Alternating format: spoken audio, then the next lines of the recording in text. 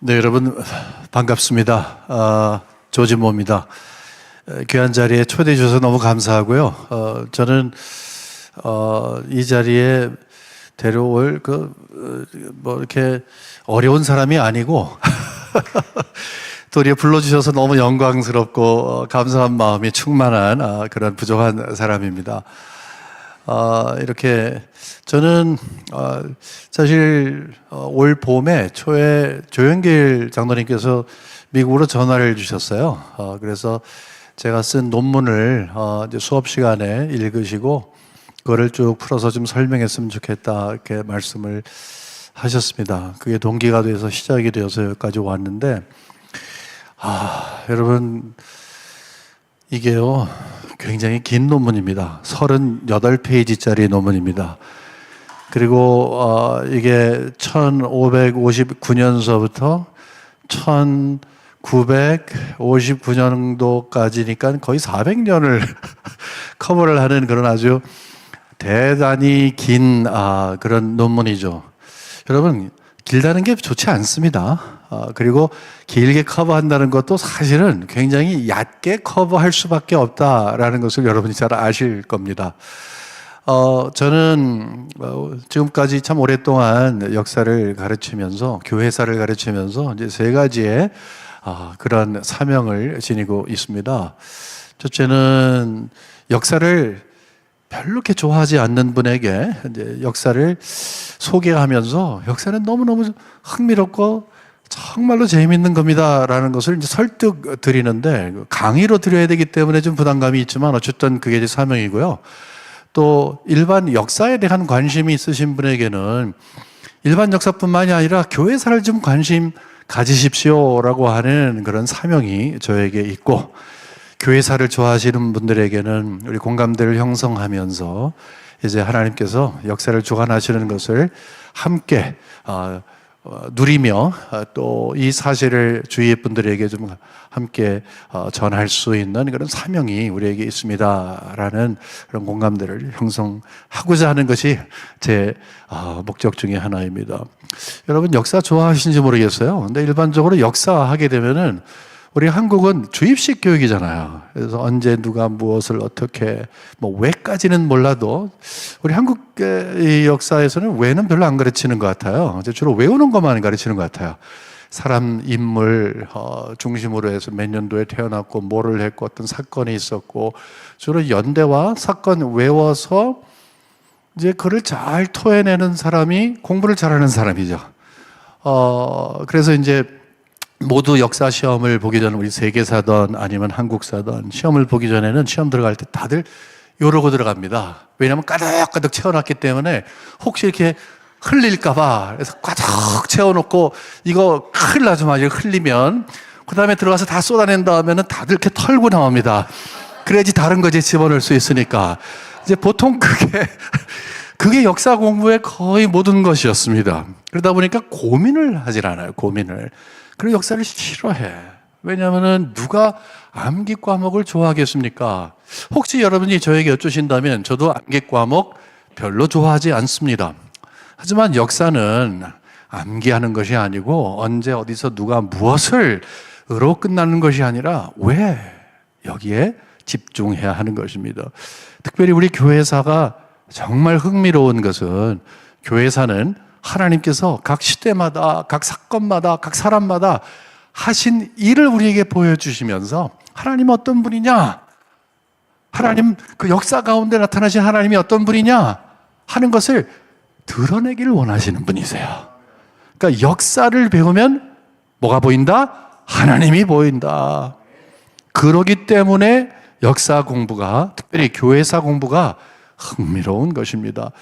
저는 그래서 오늘 그런 차원에서 여러분과 함께 나누길 원합니다. 이런 생각 하실 분이 있으실 것 같아요. 그 긴 거를 다 하려면은 시간이 없을 텐데 왜 이렇게 여기에 머물러 있는가? 왜냐하면 만일에 400년이라고 하는 역사를 여기 땅에서 이제 맨 마지막까지 그냥 다 흐른다면은 못합니다. 여러분, 우리가 간거라면 뭐 80이라고 했는데 여러분 지난 날들 어떻게 사셨습니까? 뭐 30세 되신 분은 30년, 50세 되신 분은 50년. 과거의 이야기를 할 때 요이 땅에서 이제 저는 어디서 태어나고부터 시작해갖고 뭘 먹었고 둘째 날을 뭘 먹고 하면은 그 얼마나 많겠습니까? 그렇죠? 하지만 딱 집중적으로 교육에 대해서 어떤 걸 하셨습니까? 교회 생활을 어떻게 했습니까? 예수님을 만난 것은 어떻게 만나셨고 또 그 다음에 예수님 만난 후의 삶을 어떻게 사셨습니까? 라고 하면 아무리 그게 50년, 100년이라 할지라도 그 라인이 파인 라인으로 쫙 갈 수가 있잖아요. 그렇죠?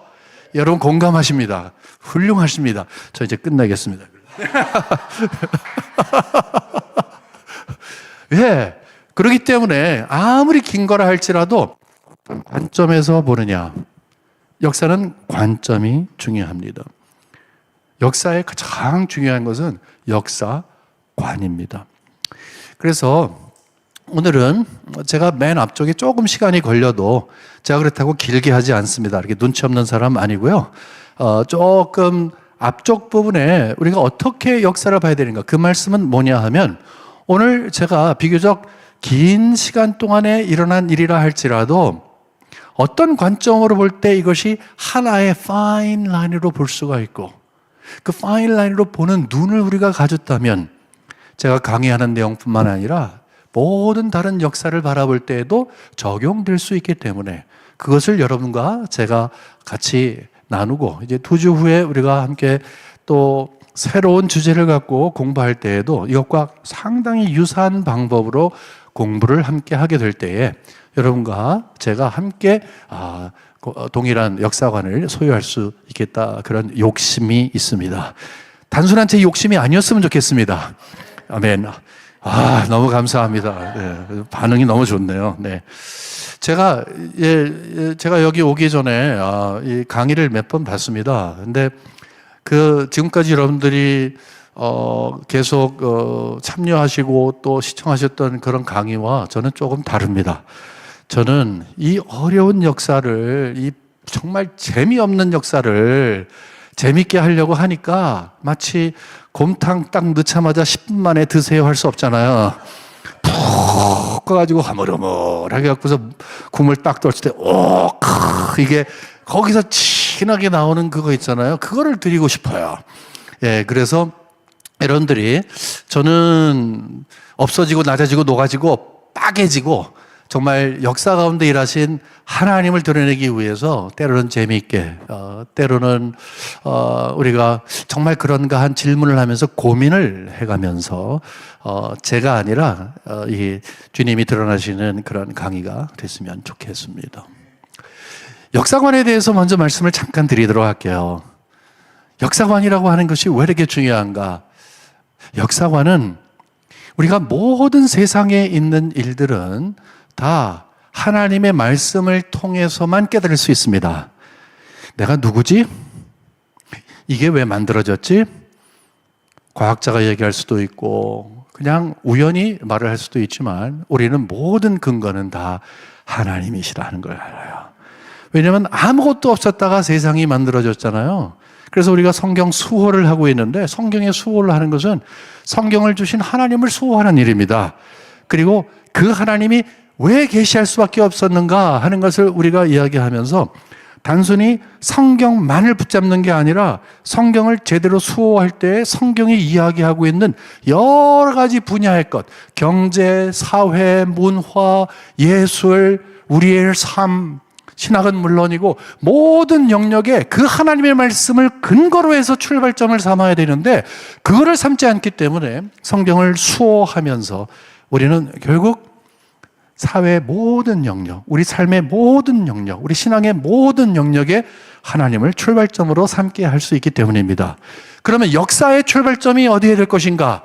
이거는 성경이 아니라고 하면 제가 모순이 되죠. 역사의 관점, 역사를 바라보는 눈도 성경이어야 됩니다. 성경이 가르치는 역사가 아니고서는 우리가 하나님께서 역사를 통해서 일하시는 것들, 또 역사를 통해서 하나님 자신을 우리가 제대로 알 수가 없다 하는 거예요. 다시 말해서 우리가 어거지로 보여주세요 라고 했기 때문에 역사 속에서 일하시는 하나님이 발견되는 것이 아니라 그 하나님의 의도라는 거예요. 역사를 공부하면 하나님이 자연스럽게 보여지게 되고 그것이 하나님의 뜻이라 할 수 있다 하는 것입니다. 여기 보면 이렇게 제가 그림을 하나 그리겠습니다. 성경은 우리들에게 이 세상 역사의 출발점을 이야기해 줍니다. 이 세상의 출발점은 이제 어디에 있습니까? 이 세상의 출발점은 창조에 있습니다. 그렇죠? 창조에 있습니다. 창조. 자, 그런데 성경은 마지막이 있다고 이야기를 합니다. 다니엘서 7장을 봐도 그렇고 마태복음 24장을 봐도 그렇고 그렇죠? 요한계시록은 물론이고 아주 구체적으로 마지막 날이 있을 것이다. 이 모든 것은 다 없어지고 새 하늘과 새 땅이 임할 것이다 이렇게 이야기를 해요. 그러니까 역사, 이 지상의 역사는 영원하지 않습니다. 하나님만 영원하십니다. 아멘? 하나님만 영원하신 거예요. 이런 관점에서 봤을 때 성경은 출발점이 있고 여기 종말이 있다고 한다면, 제가 글씨도 원래 잘 못 쓰지만 이 자체가 조금 이상하게 써집니다. 여러분 용서해 주십시오. 예, 반입니다. 제가 못 쓰는 거 반, 이 자체가 안 써지는 거 반입니다. 예? 그러니까 초등학교를 제가 지금 좋은 데를 못 나왔습니다. 저기 경기도에서 나왔습니다. 2학년까지 그리고 3학년 때 서울 올라갔는데, 그런데 출발점이 여기에 있습니다. 그 다음에 마지막이 있습니다. 그뿐만 아니라 요게 그냥 있는 게 아니라 방향성을 이야기합니다. 방향성, 어디로 가고 있다는 것입니다. 이 땅은 영원히 가고 있습니다. 뭐 역사를 이야기할 때 순회적인 거 있잖아요. 순회적인 거 자꾸 돈다. 그다음에 용수철 같은 거 진보적으로 점점 지나가면서 유사한 것이 반복되면서 점점 나아지고 있다 이렇게 얘기하지만, 어거스틴이 우리에게 알려준 것은 직선적인 것입니다. 출발이 있고 끝이 있고 어떤 것을 향해 간다. 하나님의 나라의 확장과 그 모든 것이 확장이 되면, 때가 되면 하나님께서 우리에게 주신다. 분명한 목적을 가지고 간다. 여러분, 팍 쏜 화살이 앞에 이 화살표가 없으면 어떻게 될까요? 빙빙빙 돌겠죠. 역사도 마찬가지죠. 팍 쐈는데 분명하게 갑니다. 별일이 다 있죠, 역사 가운데. 그러나 갑니다. 근데 그 중간에 바로 예수 그리스도의 십자가 사건이 있어요. 제가 한 것이 아니라 하나님의 말씀이 있는 거야. 성경은 우리들에게 그리스도를 통한 구원을 약속하시고 그 구원을 이룬 하나님 아들 예수 그리스도를 통해서 우리에게 어떤 특권을 허락하시는가, 은혜를 베풀어 주시는가를 알려주시잖아요. 십자가의 복음, 그리스도의 죽으심과 부활, 이것이 중심이 되는 것이고, 구약은 오실 예수님, 신약은 오신 예수님과 오실 예수님, 이렇게 이야기를 하고 있습니다. 하나님의 나라의 확장 가운데서 주님께서 교회를 시작하셔서 초대교회 한 5세기, 1세기부터 한 5세기 정도까지 보고요. 그 다음에 천년의 중세 역사, 여러분이 잘 아시는 것처럼 루터가 1517년에 종교개혁을 시작을 하죠. 거의 한 1세기 정도 있은 다음에 보통은 1648년도에 30년 전쟁에 딱 이제 중단될 때부터 이제 근대 또 교회사가 이제 시작이 됩니다. 근데 우리는 지금 어디 있는지 모르겠지만 한 이 정도에 있는 것 같습니다. 대충 여러분 아시겠죠? 이 가운데 있는데 제가 말씀드리려고 하는 포인트는 뭐냐면, 우리는 전체적인 걸 보면서 교회사를 보자, 그거예요. 전체적인 것은 하나님께서 처음부터 창조하신 다음에 타락을 했기 때문에 예수님이 오신 것이죠. 그렇죠? 예수님이 이 땅에 오신 것은 타락했기 때문에 오신 거예요. 두 번째 아담으로 오셨어요. 첫 번째 아담이 실패한 것을 두 번째 아담이 순종으로 결국 완성하신 것이죠. 대속의 죽음을 죽으신 것이죠. 누구든지 그리스도를 믿으면 영생을 얻는다, 이 말씀을 하고 있습니다. 그렇기 때문에 보통 창조, 타락, 구속, 종말, 이것을 기독교적인 세계관의 가장 중요한 뼈대라고 봅니다. 이 기독교적인 세계관은 곧 역사관이기도 합니다. 그리고 이것은 그리스도를 중심한 구속 역사라고 이야기합니다. Redemptive History라 이렇게 얘기를 합니다. 그러면 이 구속 역사, 커다란 구속 역사 가운데 이 교회사는 어떻게 되느냐? 지난 2000년간의 교회사는 어떻게 되느냐? 2000년간의 교회사는 매우 간단합니다. 하나님이 구속 역사 가운데, 커다란 구속 역사 가운데 교회사를 주관해 가십니다. 여러분, 성경을 바라보면 구약시대에는 하나님께서 이스라엘 백성을 부르시고 뭐 등등등 많이 있잖아요. 거긴 너무 현저하게, 정말 영어로 말하면 tangible-하게, 너무너무 사실적으로 하나님께서 그들의 역사를 인도하시는 것을 봅니다. 구약시대도 마찬가지고 신약시대도 마찬가지예요. 근데 우리는 어떤 생각을 하냐면 교회 역사는 따로 논다고 생각해. 아닙니다. 구약의 하나님이 신약의 하나님이시고 동일한 하나님, 모든 2000년의 역사의 하나님이십니다.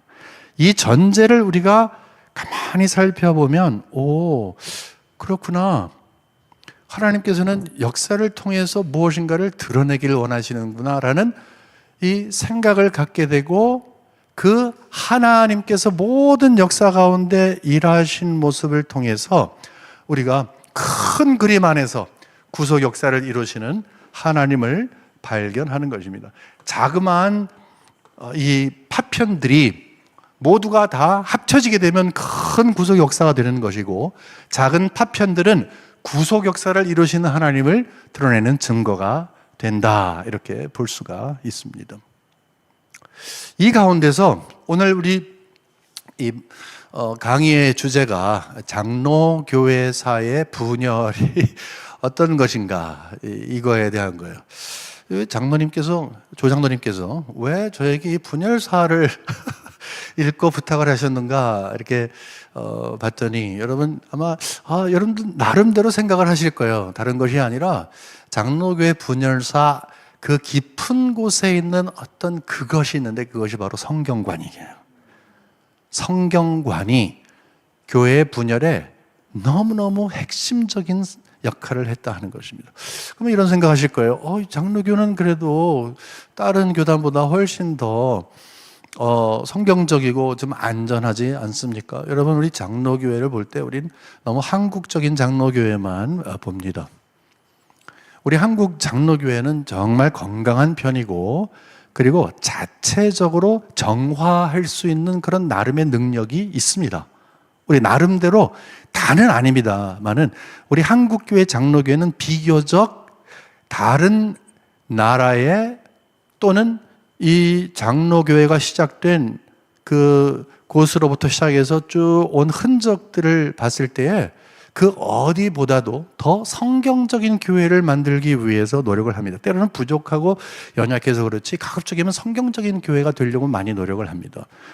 하지만 여러분 아시잖아요. 우리가 성수협에서 하나의 전제를 갖고 있는 것 중에 하나가 뭐냐면, 이 시대는 특히 계몽주의 이후에 합리주의가 들어오고, 그것이 이제 이성의 사용과 그 다음에 철학의 방법과 무엇보다도 인간의 모든 것이 중심이 되어서 해석을 할 수 있는 능력자라고 하는 전제가 우리에게 들어와서 하나님 없이도 신앙생활이 가능합니다, 하나님 없이도 가능합니다라는 것을 가장 잘 드러내는 것이 성경이 하나님의 온전한 무오한 말씀이라는 것을 부정하는 거거든요. 그것이, 그런 것이 처음에 출발한 독일, 그리고 그것이 수입이 되어서 엄청난 꽃을 피웠던 미국, 여기서는요 정말 전쟁이 일어났거든요.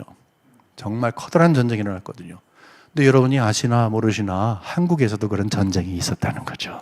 그거를, 그 성경관 때문에 얼마나 많은 고통을 받았고, 그럼에도 불구하고 하나님께서 오늘날까지 건강한 교회로 남아있는 교회들의 수를 이렇게 많이 두시는 것은 엄청나게 하나님께 감사할 일이라고 생각을 합니다. 그걸 우리가 같이 공유하게 되면은 오늘 강의가 정말 좋은 강의가 될 수 있으리라 생각을 합니다. 저는 그렇기 때문에 오늘 강의를 이런 식으로 이제 하려고 합니다. 이거는 이제 논문에 나와 있는 그 자체이고요. 원래 장로교회가 시작이 된 것이 스코틀랜드에서 시작을 했습니다. 그 다음에 이제 두 번째 우리가 스코틀랜드에서 넘어온 것이 이제 미국으로 넘어왔고요. 이제 반드시 미국만 간 것은 아닙니다만은 이 미국을 공부해야 하는 이유가 뭐냐 하면, 이 미국의 장로교회가 한국으로 수출을 해서 이제 우리가 수입을 했기 때문에 그렇습니다. 세계에는 엄청나게 많은 장로교회가 있습니다.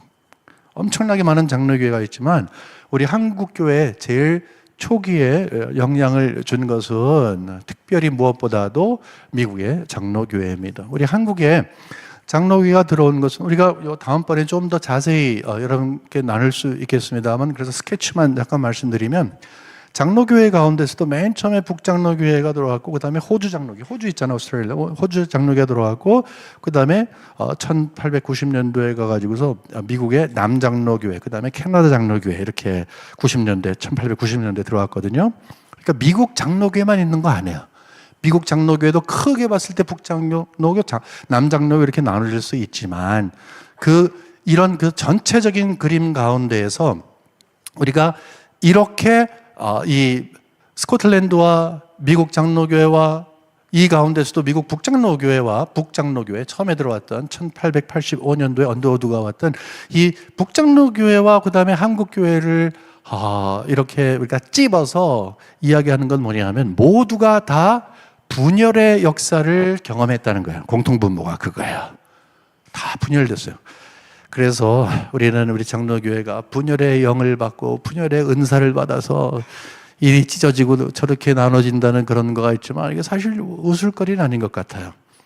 이런 부분에 있어서 혹시나 여러분들이 이제 조직신학적으로 봤을 때 마음에 혹시 왜 교회가 이렇게 헤어지지, 이렇게 나눠지지라는 그런 생각을, 좀 안타까운 마음을 가지고 내지는 좀 부정적으로 보시다고 한다면, 이 지상교회는 완전하지 않습니다. 여러분 그거 꼭 아셔야 돼요.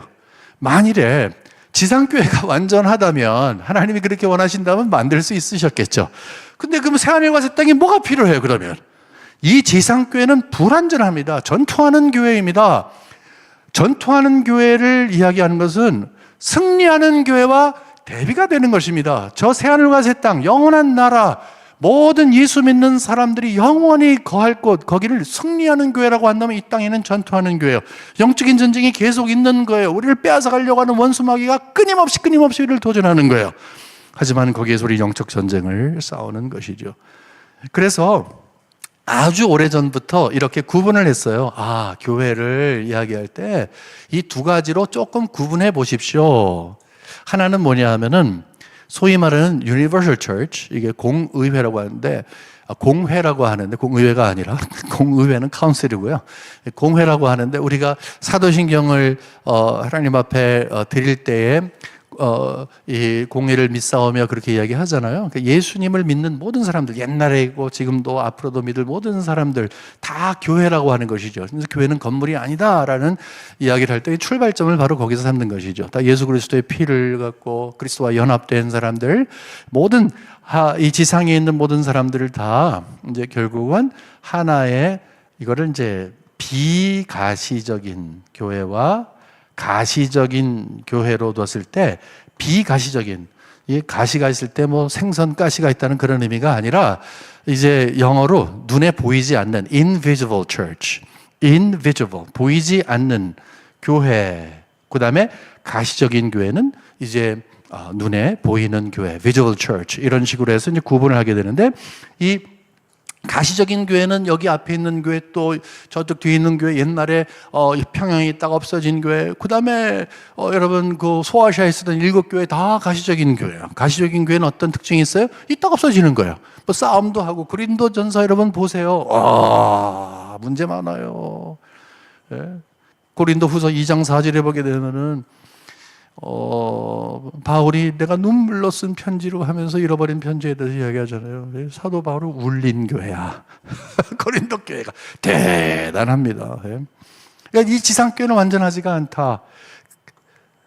이 두 가지를 여러분 구분하시고, 이제 그러니까 온전하지 않으니까 그냥 대충 까있고 이런 거를 이야기하는 것이 아니고, 그럼에도 불구하고 이 지상교회에 사명을 하나님이 허락해 주셨기 때문에 우리가 하나님의 말씀대로 삶의 규범과 또 우리의 신앙의 중심을 삼고, 그리고 그것을 우리가 지켜가고, 그리고 후대에 계승하기 위해서 어떤 노력을 할 것인가, 전하기 위해서 어떤 사명을 감당할 것인가를 아주 구체적으로 고민하고 실천하는 것이 교회 사명이고, 그것을 제대로 하면 우리가 그냥 이거는 건강해, 건강하지 않아가 아니라 말씀대로 서 있는 교회. 교회인가요? 그런 성도님들이 되는 것이 건강한 교회가 되어지는 것입니다. 거기에서 우리가 도전을 받고 해법을 찾아가야 할 것입니다. 예. 그렇게 해서 우리가 스코틀랜드와 미국과 한국 교회를 보게 되는데, 이제 부탁드리고자 하는 것은 좀 우리 한국 교회 출발점과 그다음에 평양신학교 등등 해서 이렇게 하는 것을 요 다음번에 제가 강의할 때 말씀드릴 테니까 그거 꼭 여러분 참고해 보시고, 오늘은 좀 폭넓고 좀 얕게 가보도록 하겠습니다. 자, 그러면 여기에서 이제 우리가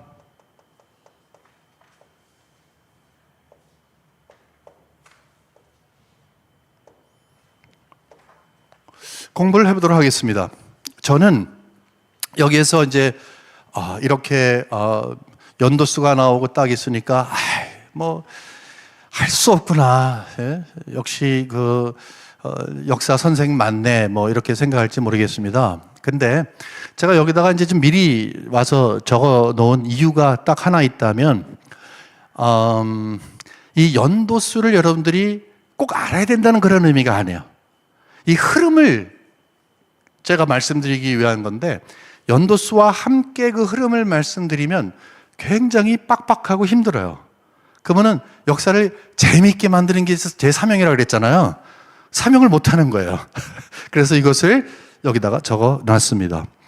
이것이 스코틀랜드의 뭐 분열사 이게 아니라 요 중심 가운데서 이제 제 설명을 들으실 때 아하 모멘트가 이제 생길 것입니다. 자, 놀라운 것은 존 낙스라고 하는 분이 스코틀랜드에 가서 종교개혁을 시작하십니다. 다음번에 좀 더 자세히 말씀드릴 것입니다. 1559년도 1년 전에 딱 스코틀랜드에 가서 시작을 했는데, 바로 그 다음 해 1560년도에 첫 총회가 있습니다. 혼자 한 게 아니에요. 거기에서 꽉 뭉쳤는데, 그것도 하나님께서 이미 오래전부터, 아주 오래전부터, 원래 낙스라고 하는 사람이 제일 처음에 뭐를 했냐면요, 세인 앤드루스라고 하는 곳에서, 거기에서 아주 유명한 이 개혁적인 마인드를 갖고 있는 분의 이 바디가드 같은 거를 했다가 잡혀갖고 저 노예섬에 노예선 배에 끌려가서 이 노젓는 거를 몇 년 하신 분이에요. 그러니까 여기 핵심은 무슨 말씀인가 하면은, 아무것도 없는 땅에서, 맨 땅에서 낙스가 시작한 것이 아니고 오래전부터 종교 개혁의 어떤 그런 그 흐름이 있었다 하는 것을 이제 전제하는 것입니다. 근데 그것이 탁 맞아서 스파크가 팍 하고 일어난 것입니다. 준비가 됐을 때 하나님께서 이렇게 시작을 했습니다. 그 다음에 이제 골든 러라고 해갖고서 이제 그 황금 법령이라고 하는 건데, 이 황금, 이게 왜 황금이라는 이름이 있는가 하면, 여러분 아시는 것처럼 영국의 그 교회의 특징은 국교입니다. 국교라고 하는 것은 지금도 이제 독일 같은 경우는 국교 아니에요. 다시 말해서 목사님들의 봉급, 이것은 뭐 첩렴하는 게 아니라 그냥 설명을 드리기 위해서, 봉급이 이 정부에서 나옵니다. 국가교회입니다. 이제 국가의 통제하에 있다는 것이죠. 영국이 바로 그런 것이었습니다. 헨리 8세가 시작을 하고, 에드워드, 그 다음에 메리 여왕, 엘리자베스 여왕, 그 다음에 뭐 제임스 1세, 뭐 찰스 1세, 쭉 여러분 잘 아시는 그 역사가 쫙 끌어져 가면서 결국은 어느 쪽으로 가냐면 종교개혁의 시작이 이상하게 시작을 했습니다만은 그 이상한 것이 더 이상해졌어요. 그래서 우리로 봤을 때는 좀 기형적인 형태, 영국 국교회가 있습니다. 혹시 영국 국교회에 대해서 궁금하시다면 여러분 다른 일을 찾아보시고, 영국 국교회는 이거는 로마 카톨릭도 아니고 개신교도 아닌 한 중간 형태, 그것을 특징으로 이제 하고 있습니다. 그런데 스코틀랜드는 달랐어요. 스코틀랜드는 달랐어요. 여기 아일랜드가 있고 잉글랜드가 있고, 아니 잉글랜드가 아래에 있고 스코틀랜드가 이렇게 있습니다. 에딘버러가 여기에 있고, 샌 앤드루가 여기에 있고, 뭐 이렇게 있습니다. 그렇죠? 여기 런던은 여기에 있고, 뭐 그런데 이렇게 있을 때 스코틀랜드는 이렇게 장로교회가 시작을 하면서 국가적인 어떤 그런 통제를 받기를 원했냐, 받지 않기를 원했냐, 이렇게 생각을 할 때에 만일에 영국 이 교회가 이 국가가 통제하는 그런 형태에 있다고 한다면 역시 마찬가지로 황금 법령이라고 하는 것은 의회가 뭘 통과했냐면 이 스코틀랜드를 이 국교로 한다라고 하는 것이 바로 이 황금 법령입니다. 여러분 생각하실 때 굉장히 우리 흥분될 수밖에 없습니다. 왜냐하면 굉장히 로마 카톨릭 왕성한 그런 나라가 이제 기독교를 받아들일 때 여러분 그래서 초대교회에 313년에 콘스탄틴이 이제 기독교를 자유화하고 380년도에 이제 로마의 국교로서 기독교가 어답트가 되잖아요. 그걸 생각하시면 되겠습니다. 하나님의 은혜이죠. 이제 하지만 이런 환경 가운데에서 어떤 일이 있냐면은 항상 이제 영국과의 관계, 이 스코틀랜드의 역사는 영국과의 관계 안에서 이해가 돼야 돼요. 왜냐하면 엘리자베스 여왕이 이제 17세기 초에까지 잘 뭐 한 오랫동안 하다가 이제 이 서거를 했거든요. 그다음에 후손이 없어요. 피가 없어요. 왕의 피가 없어요. 그래서 할 수 없이 스코틀랜드의 제임스 6세를 제임스 1세의 영국 왕으로 초빙을 합니다. 이렇게 초빙합니다. 그러니까 어떻게 보면 한 왕이지만 두 의회가 있는 그런 형태가 되겠죠. 이런 형태가 되는데 이 양반이 내려올 때 어떤 기대를 갖냐면은 와 이제는 최고다. 이제는 뭐 스코틀랜드에서 그 장로교회 영향을 받은 사람이 내려가니까 이제는 모두가 다 장로교회가 됐구나. 영국 국교회 이제 땡 쳤구나. 뭐 이렇게 생각을 했겠죠. 근데 그러진 않았습니다. 왜냐하면 정치인이니까. 그래서 딱 바뀌어집니다. 그래서 이제 뭐 이렇게 하다가 그래서 혹시 킹 제임스 버전이라는 그런 성경책 아시죠? 바로 그분이 주도하에서 이렇게 번역을 한. 그러니까 전혀 종교적이 아니라는 그런 의미는 아니지만 이 특별히 스코틀랜드에 여기 있는 분들이 기대했던 그쪽으로 가지를 않았습니다. 그 다음에 아들이었던 찰스 1세가 이제 등극을 한 다음에 이제 거기서부터는 문제가 생기기 시작했어요. 왜 그런가 하면은 이 양반은 머릿속에 어떻게 하든지 장로교회의 어떤 그런 시스템을 없애고 국교회를 좀 완벽하게 갖게 했다. 그 말은 뭐예요? 자기가 주인이 됐다는 거예요. 자, 장로교회의 특징은 대의 정치하는 거예요. 대표를 뽑아서 통치하게끔 하는 거예요. 근데 본인이 교회의 머리가 되고, 그러니까 당회 필요 없는 거예요, 국교회는. 그러니까 이 국교회를 심어 놓기를 원하는 거예요. 그게 바로 찰스 1세의 꿈이었습니다. 그러다 보니까 무리를 하게 되는 거예요. 옆에 막 힘들게 합니다. 어렵게 합니다. 거기에서 소위 말하는 국민개혁, 여러분이 관심 있어 하시는 그 언약도가 함께 모여서 우리는 하나님 앞에 언약의 백성으로 서겠습니다. 여기서 뭐 중요한 것이 뭐 이 카바넌트라고 하는데 어떤 이제 언약 신학 어떤 그런 특정한 것이 아니라 우리 스코틀랜드의 장로교인들은 하나님 앞에 언약하며, 언약이라는 것은 약속이거든요. 언약의 특징은 one way가 아니라 two way거든요. 영어로 말하면 bilateral한 거거든요. 그러니까 하나님이 우리에게 기대하듯이 마치 이스라엘 백성들이 그렇게 하듯이 우리가 그렇게 하겠습니다. 그런 자세로 하나님을 섬기는 백성들이 되겠습니다라고 다시 한번 굳게 맺은 거거든요. 이게 뭐야? 싸우겠다는 거야, 이게. 그러다 보니까 뭐 엄청나게 힘들었죠, 그 다음에. 엄청나게 힘들었죠.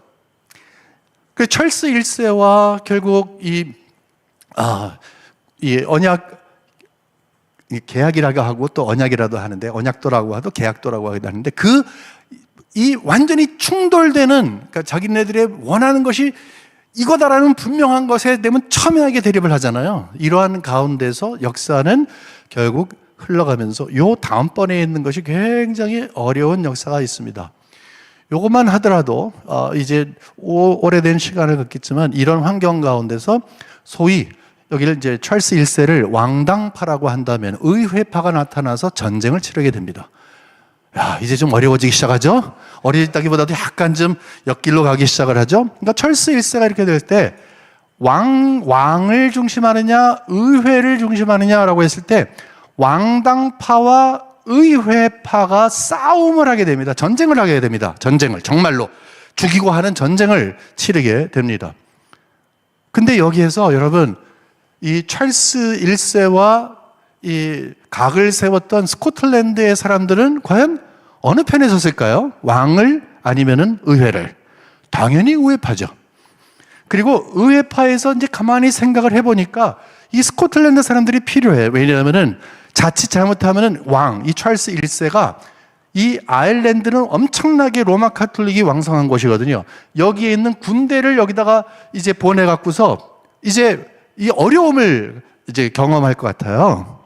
그러니까 그러다 보니까 이 의회파에서 이 스코틀랜드의 사람들에게 이야기를 하죠. 너희들 뭘 원해? 원하는 대로 해줄게. 우리와 함께 이겨나가자. 그런 거예요. 그러니까 찰스 1세가 안 그래도 미운데, 왕이 미운데, 엄청나게 밉잖아요. 그래서 우리 도울게. 그래가지고서 결국 이 스코틀랜드에서 도와서 이 의회파가 왕당파와 싸워서 무찔러서 이깁니다. 전쟁에서 이겨서 찰스 1세는 결국 교수형을 당합니다. 엄청난 일이에요, 이거. 엄청난 일이에요. 그러니까 핍박하던 그가 결국은 의회파에게 같은 왕의회가 있었는데 당해갖고 죽게 되는 일이 있었습니다. 승리하게 되는 것이죠. 그 다음에 시간이 지났는데 1660년도가 돼가지고서 찰스 2세가 나왔는데, 찰스 2세가 나와서 1660년도에 또 뭐가 있었냐면 왕정 복고를 합니다. 왜냐하면 그 다음에는 의회가 딱 장악을 하고 왕은 완전히 없어졌었는데 나중에 약속을 해갖고 다시 세운 다음에 이제 찰스 2세가 딱 들어온 다음에 그 다음에는 국물 없죠. 그래서 다시 복고를 합니다. 1660년대 이후에 굉장히 모든 장로교회, 모든 청교도들이 굉장히 어려워지는. 그래서 혹시 여러분 존 오웬에 대해서 아시는 분이 계시다면 존 오웬의 이 글 가운데서 바로 이 가운데서 고통을 받았던 백성들에게 히브리서를 통해서 설교했던 내용이 바로 그 히브리서에 대한 강해가 바로 여기에 있습니다. 근데 놀라운 것은 여기에 끝나질 않는 거예요. 제가 지금 스코틀랜드는 조금 길게 이야기를 합니다. 왜냐하면 여러분들이 관심이 있어 하시니까. 그 다음에 놀라운 일이 있었는데 명예혁명이라는 게 있었어요. 명예혁명이라는 것은 뭐냐면 1688년도, 그러니까 여기서 지금 1690년도가 하나 지어졌잖아요. 2년 전에 1688년도에 어떤 일이 있었냐면은 왕정을 포기하고 이제는 모든 종교의 자유를 허락하겠다라고 하면서 왕이 그냥 영국을 떠나버리고 이제 새로운 정치, 새로운 환경이 시작이 되면서 이제 1690년도에 이전에 있었던 그 황금 법령 거의 한 100년 뒤에 이렇게 지위라고 하는 것은 뭐냐면은 스코틀랜드의 장로교인들이 우리는 어떻게 하든지 국가적으로 장로교회의 국가의 형편을 갖고 싶습니다. 이런 형태를 갖고 싶습니다. 라고 했을 때 그것을 인정해주는 그 지위의 회복이, 황금 명령에 어떻게 보면 그 회복이 있었습니다. 여러분 지금까지 이해하세요? 네, 좋습니다. 저보다 더 초롱하신 것 같습니다. 예, 초롱하시니까 너무 좋습니다. 여기까지는 좋은 이야기고, 그렇죠? 그 다음에 이제 좀 슬픈 이야기를 좀 이제 계속 해야 되는데, 이제 그것이 바로 여기에 있는 내용입니다. 자, 그 다음에 이제 교회가 조금 어려움을 경험하게 됩니다. 그게 뭐냐면은 가장 대표적으로 이제 시작이 된 것은 바로 이제 세기를 넘어서 1707년도. 그러니까 평화를 얻었잖아요, 일종의. 종교의 자유를 얻었잖아요. 그것까지는 굉장히 좋았는데 1707년도에 연합법이라는 게 생겼어요. 이건 뭐냐면은 아까 말씀드린 것처럼 이 영국과 잉글랜드와 스코틀랜드, 이 북쪽에 있는 스코틀랜드의 한 왕이 스코틀랜드의 의회와 영국 의회, 두 의회가 있었잖아요. 그러니까 다른 국가예요, 사실. 의회가 다르니까. 근데 그거를 한 왕 아래 모두 통합한다. 그러니까 의회가 하나가 되는 거예요. 그게 바로 연합법이에요. 여기서부터 어려워지기 시작하는 거예요. 여기서부터. 왜 그런가 하면 가만히 보니까 이제 장로교회 사람들이 이제 너무나 힘도 많이 있고 스스로 뭔가 움직일 수 있는 어떤 동력도 생기게 되니까 평신도 추천령이라는 것을 의회에서 통과하게 됩니다. 다 적용이 되는 거예요. 여기도 다 적용이 되는 거예요. 그냥 이 말은 뭐냐 하면은 세금을 많이 낸 지방의 지주가 그 지방의 교회 목사를 임명할 수 있는 권한을 주는 거예요. 어떻게 이럴 수 있지? 여러분, 중세교회에서도 그런 일이 있었어요. 중세교회에서도 이제 막 커다란 교회, 뭐 큰 도시에 가는 그런 교회뿐만이 아니라 그 영주제도 하에서 그 마을교회라고 있었는데, 마을교회에 목사가 누가 되느냐? 그 영주가 마음에 드는 사람, 왜냐면 결국은 이 페이를 거기서 가니까, 돈을 거기서 지불하니까 내 마음에 드는 사람이 이제 거기서부터 엄청나게 타락하고 굉장히 어려워지고, 이것이 결국은 종교개혁의 뿌리가 되고, 뿌리가 된 건 긍정적인 의미가 아니라 하나의 도화선이 되는 여러 개 중에 이제 하나가 되었다는 것이 있습니다. 평신도 출천이요, 말이 아니잖아요. 여기서부터 이제 사람들이 이런 생각을 하게 됩니다. 아니, 우리 장로교회는 장로교회 시스템이 있는데 어떻게 이럴 수 있어? 라고 생각을 하면서 여기에 대해서 반대하는 사람들이 생겼습니다. 반대하는 사람들이 첫 번째 나왔어요. 우리 이거 아니야. 이거 성경적인 교회 아니야. 그래서 1차 분열이 됐습니다. 2차 분열은 내가 원하는 저쪽 사람이 오면 좋겠는데 이상한 사람이 와서, 왜냐하면 돈 많은 사람이 이제 꽂아 놓으니까 정치적인 사람이 오잖아요. 말씀 안전하고 그런 사람이 오잖아요. 결국 이런 사람 우리 싫습니다 라고 해서 분열해서 나가고, 그 다음에 한참 뒤에는 결국은 누가 나갔냐, 이제 이거 평신도 추천령 없애주세요 라고 총회에 딱 올렸는데 결국 예스 아니고 노라고 이야기를 했습니다. 그때 여기 소망 없다 라고 해서 엄청나게 많은 사람들이 이제 뛰쳐 나왔습니다. 오케이? 이렇게 나왔을 때에 우리는 보통 이렇게 생각을 합니다. 겉에 보기에 연합법 이후에 평신도 추천령 때문에 이렇게 됐구나. 그러니까 이 장로교회가 제도가 이렇게 되는데 제도와 좀 다른 것 때문에 못 참고 사람들이 나왔구나라고 생각하지만 그것이 아니라는 것이죠. 그것이 아니고 결국 여기에서 이거 없애야 되지 않겠습니까? 이거보다는 정말 장로교회가 하나님의 말씀 중심이고 우리는 웨스민스터 신앙고백서를 지니고 있고 이대로 돼야 되는 거 아닙니까? 웨스민스터 신앙고백서가 이야기하는 장로교회 모습이 이거 아닙니다 라고 이야기하던 사람들은요, 다 총회에 가서 뭐 박탈을 당한다든지 불이익을 당한다든지, 다시 말해 총회가 무엇인가 꽉 힘을 갖고 있었어요. 얼마나 힘들어요. 그러면 힘들고 어려운 거를 총회에다가 다 이야기하면은 다 들어줘야 되는데 거기에서 그걸 안 한다는 거죠. 장로교회적인 것, 다시 말해서 하나님의 말씀 중심으로서의 교회 교리를 부정하는 것. 왜 그런가 생각해 보면 이미 아까 말씀드린 것처럼 스물스물 이 교회에 들어온 자유주의, 아직까지는 자유주의는 아니고 초창기에는 계몽주의, 그리고 이성을 중심으로 하려고 하는 사람들의 이 타협하는 사람들이 결국은 총회를 꽉 쥐고 있던 거예요. 총회를 쥐고 있던 사람들이 누구라고요? 하나님의 말씀에 대한 권위를 인정하지 않는 사람들이 쥐고 있던 거예요. 그러니까 단순히 볼 때 이 평신도 추천령이라고 하는 바로 이것 때문에 사람들이 못 참고 나와서 교회를 분열했다고 생각하지만 그게 아니라 하나님의 말씀에 대한 권위를 인정하지 아니한 사람들, 이성을 인정하고 계몽된 사람들, 타협하려고 하는 사람들, 사람의 생각이 더 중요하다고 생각하는 사람들, 성경을 과학으로 읽어야 된다고 생각하는 사람들, 이런 사람들과 함께 있을 수 없기 때문에 결국 나온 거예요. 그 사람들이 꽉 잡고 있으니까. 여러분, 이거 슬픈 이야기입니다.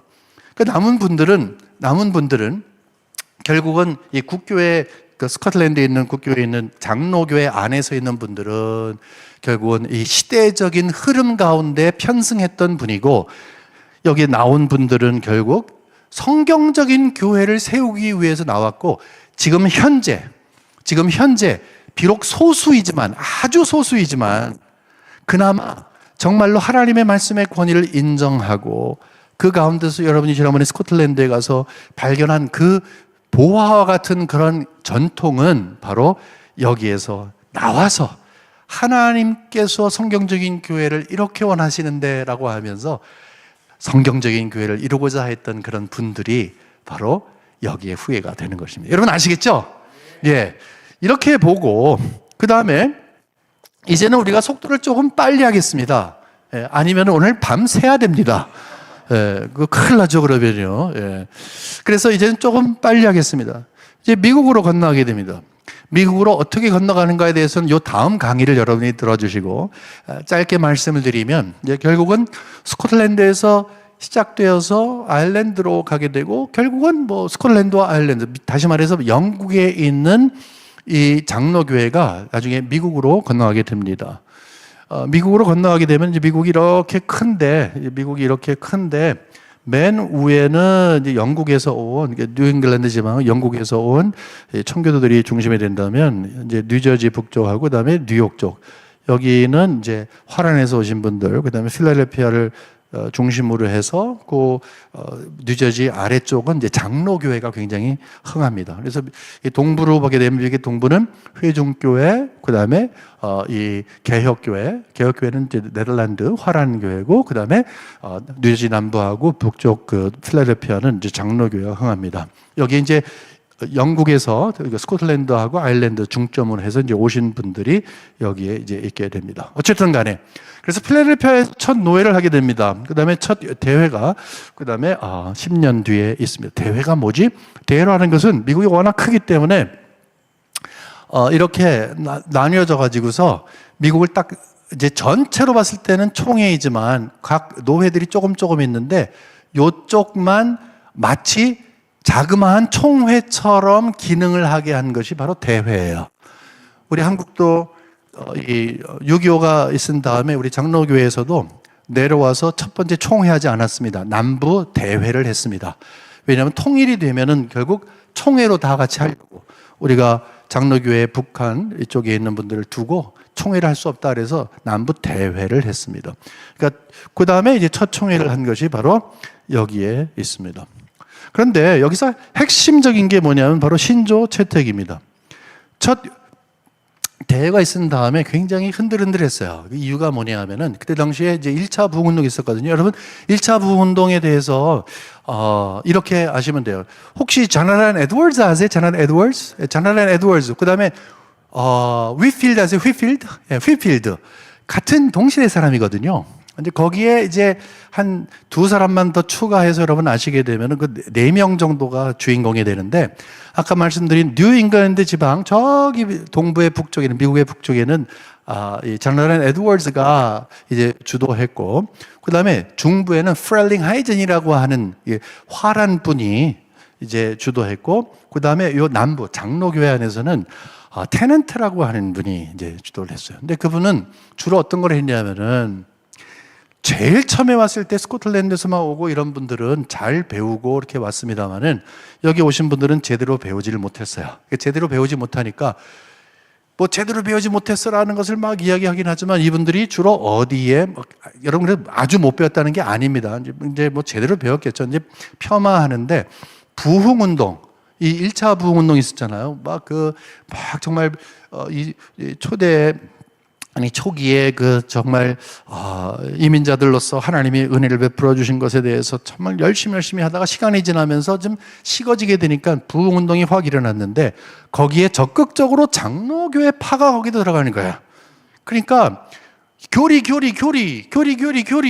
전통 하던 그런 분들이 여기에 계신 분들을 폄하하기 시작을 했어요.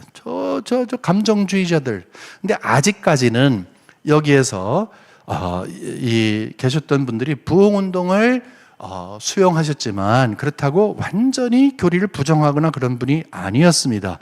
도리어 여기에서는 강조점이 한쪽에서는 교리, 강조점이 한쪽에서는 부흥운동, 이렇게 보시면 되겠습니다. 하지만 이 첫 대회를 한 다음에 이 양쪽이, 아까 말씀한 요 양쪽이 있잖아요. 한쪽은 교리 강조, 한쪽은 부흥운동 강조. 이 양쪽이 갈등을 갖기 시작을 했어요. 근데 왜 갈등을 갖기 시작을 했냐 하면은, 이 첫 대회 이후에 우리가 장로교회인데, 우리 장로교회의 특징 중에 하나는 웨스트민스터 신앙 고백서가 장로교회의 신앙 고백으로서 자리를 하고 있거든요. 딱하니. 장로교회의 가장 특징은 웨스트민스터 신앙 고백서입니다. 그런데 거기에 이제 사인을 하라는 거예요. 여기서 웨스트민스터 신앙고백서가 말하는 모든 것들은 다 사실이고 나는 거기에 동의하겠습니다 라고 하는 것을 사인을 하라고 한 거예요. 근데 이 갈라진 거예요. 교리 거기를 이제 구파 쪽이라고 한다면 이제 신파 쪽에서는 아니 어떻게 거기에 있는 걸 다 얘기를 하냐. 특별히 이제 저기 회중교회 중심으로 되어서 영향을 받았던 그런 분들은 그러면 이게 우리 양심의 자유, 신앙의 양심의 자유에 어긋난 거 아니냐. 그래서 거기에서 이 문제를 해결하기 위해서 신조 채택을 하는데 adopting act라고 하는데 컴프로마이즈를 합니다. 중간 형태를 선택합니다. 어떻게 하냐면 본질과 비본질을 나눕니다. 웨스트민스터 신앙고백서에 딱 보면서 본질과 비본질을 나눕니다. 본질과 비본질을 나눠요. 이게 냄새가 나기 시작을 하는 거예요. 거기서 냄새가 나기 시작을 하는 거예요. 왜냐? 여러분 생각을 해보세요. 여러분 뭐가 본질이고 뭐가 비본질이냐? 그거는 내가 생각을 할 때 본질과 내가 생각할 때 비본질이 있는 거예요. 저도 PCA 목사를 몇 년 했거든요. 지금 맨 처음에 교회를 갈 때 노회다가 이거를 보고해야 돼요. 익셉션이 있느냐. 다시 말해서 이제 웨스트민스터 신앙고백서가 이렇게 있는데 그리고 헌법이 이렇게 있는데 거기에서 네가 예외로 두는 게 뭐가 있느냐. 그 중에서 가장 중요한 것 중에 하나가 이제 예를 들어서 안식일에 대한 이야기야. 안식일에 대해서. 안식일날 우리는 이루고 있어야 돼요. 제대로 한다면. 그럴 수 없잖아. 근데 예를 들어서 그날 TV를 본다. 아니면 우리 아들이랑 함께 뭐 풋볼을 던져서 논다. 그럴 때 이거 원래 못하게 돼 있다는 거죠. 그걸 이야기해요. 나는 주일날 물론 경건하게 보내지만 필요에 의해서 지나치지 않게끔 하면서 나는 이렇게 쉼을 가지려고 한다라는 것을 보고를 합니다. 그리고 노회에서 오케이 해주면 괜찮아요. 아니면 그게 법에 걸린 거예요. 그런 것들이 있잖아요. 예를 들어서. 그러니까 사실 다 본질인데 거기에서 본질과 비본질을 나누면서 표류하기 시작을 합니다. 거기에서 미국적인 장로교회가 만들어지기 시작을 합니다. 미국적인 장로교회. 자, 이런 환경 가운데서 분열을 하게 됩니다. 이 1741년도는 1차 부흥 운동 가운데 사실은 뭐 완전 좌파, 우리가 생각하는 뭐 이 구파 신파가 아니라 이제 제일 처음에 이렇게 해요. 올드 라이트 빛, 뉴 라이트. 그다음에 올드 사이드, 뉴 사이드. 그다음에 올드 스쿨, 뉴 스쿨 뭐 이런 식으로 이제 이야기를. 그 말씀은 뭐냐면 이게 점점 자라가게 되는데 올드 라이트, 뉴 라이트 여기는 맨 처음에 이제 부흥 운동가 맨 처음에 시작할 때 이게 테넌트 이분에 대해서 말씀했는데 그것이고 이 뉴 사이드와 올드 사이드는 실질적으로 이 첫 번째 요거가 이제 첫 번째이고 두 번째는 이제 어떤 거가 핵심이 되냐면은 지금까지는 어떻게 보면은 성경에 근거해서 구령 사업이 먼저이냐 아니면 교리를 충실하게 하는 게 먼저이냐 해서 신과 구가 갈렸다 그랬잖아요. 지금까지 이해하시죠? 예, 감사합니다.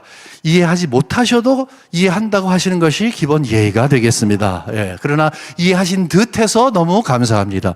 예, 맞습니다. 성경을 우리가 전통 교리 이것을 지키는 것이냐 이게 구 쪽이고 신 쪽은 그거가 아니라 어떻게든지 우리가 말씀을 나눠서 구령사업해야 되는 거 아니냐라는 것이 이제 신 쪽이라고 이렇게 했는데 이제는 좀 종류가 달랐어요. 신 쪽에서는 새로운 것을 어답트하기 시작해요. 사회를 어떻게 도덕적으로 만드느냐. 왜냐하면 제2차 부흥운동, 여러분 대표적인 사람이 찰스 피니예요. 찰스 피니가 들어오면서 노예제도에서 얼마나 많이 앞장섰습니까? 그리고 그것이 나쁘다는 것이 아니라 복음에 대해서 구령사업을 하고 교회와 우리가 해야 할 바운더리가 있는데 그것을 잘못 적용하기 시작을 하면서 이제 결국은 이제 빵꾸가 이제 뻥 크게 난 것이죠. 예, 구멍이 뻥 난 것입니다. 제가 빵꾸라고 이야기하니까 제 아내가 뭐라고 하던데 그래서 시정하겠습니다. 빵꾸가 아니라 구멍이 뻥 났습니다. 예, 이래서 한번 순화하고요. 자, 그래갖고서 이제 겉에서 보기에는 노예제도나 뭐 이런 거 사회적인 문제 이런 것 때문에 장로교 안에서 막 싸움을 합니다. 그 다음에 1929년도에는 이제 프린스턴 신학교가 거의 이사회가 막 개정이 되면서 이사들이 막 정치적으로 막 이렇게 하면서 이제 분열을 하게 됩니다. 여러분 여기에서 저는요 분열사를 우리가 공부하는 게 아니잖아요. 이미 스코틀랜드에서 봤습니다만은 그 안에 겉에 보일 때는 이제 평신도 인명권이지만 그 안에 들어갔을 때는 이 현대주의의 어떤 그런 물을 먹은 사람들이 꽉 쥐고 있어가지고서 힘을 발휘하니까 결국은 순수한 그런 모습으로 설 수가 없었다라는 것이 우리의 지금 가장 중요한 일이 아니었습니까? 똑같다는 거예요. 여기에서도. 여기서 똑같아요. 하나도 변함이 없어요. 겉에서 보기에는 뭐 1차 부흥운동 때문에 뭐 부흥운동을 어떻게 해, 그 다음에 여기서는 사회를 어떻게 해, 여기에서는 이사회가 어떻게 해, 그냥 안에 딱 들어가 보면 1차 부흥운동은 우리가 좀 익셉션이고, 왜냐하면 여기에서는 신파, 구파 양쪽 다 기본적으로 하나님의 말씀에 대한 권위를 인정하고 강조점이 교리냐, 강조점이 부흥운동이냐이지 기본적으로 성경에 대한 권위는 다 인정했어요. 이때는. 하지만 이때는 다릅니다. 왜냐하면 1801년도에 플랜 오브 유니언이라고 통합안이라고 하는 것을 장로교회와 이 장로교회라고 하는 것은 이 아래에 있는 장로교회와 뉴잉글랜드에 있는 회중교회가 함께 이제 이 어떤 계획을 삼습니다. 이게 뭐냐면은 여러분 생각해 보세요. 자, 제일 첫 번째, 여러분 미국 역사를 아시는 분은 알겠습니다만은 맨 첫 번째 들어왔을 때 이제 복음이 들어왔을 때 이 동부를 중심으로 있었어요. 식민지를 중심으로. 근데 점점점 서부 개척을 시작했잖아요. 서부 개척. 그래서 보난자, 존 웨인 뭐 그런 거 여러분 아시잖아요. 예. 서부 개척을 딱 시작을 하면서 이제 사람들이 서부로 가게 되고 그 말은 뭐예요? 사역지가 넓어졌잖아요.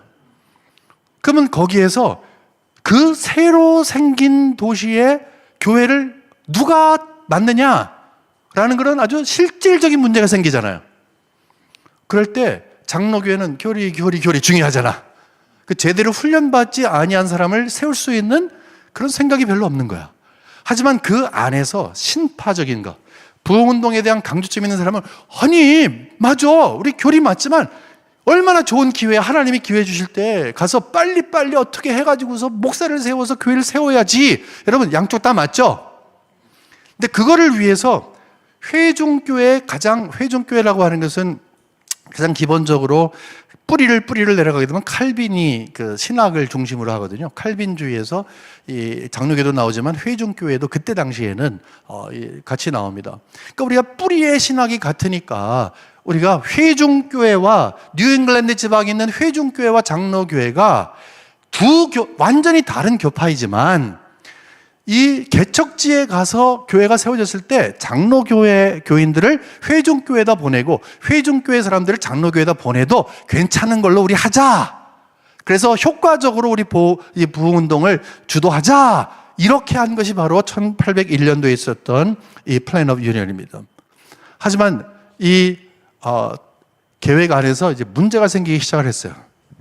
딱 문제가 생기니까 뉴잉글랜드 지방이라고 하는 것은 이제 보스턴이나 뭐 예일이 있는 그 커네티컷에 있는 그런 지방인데 거기는 어떤 특징이 있냐면 이 독일이나 프랑스나 이 대륙에 있는 지식층에 있는 사람들하고 교류를 많이 하버드가 있잖아. 하버드가 예일이 있잖아.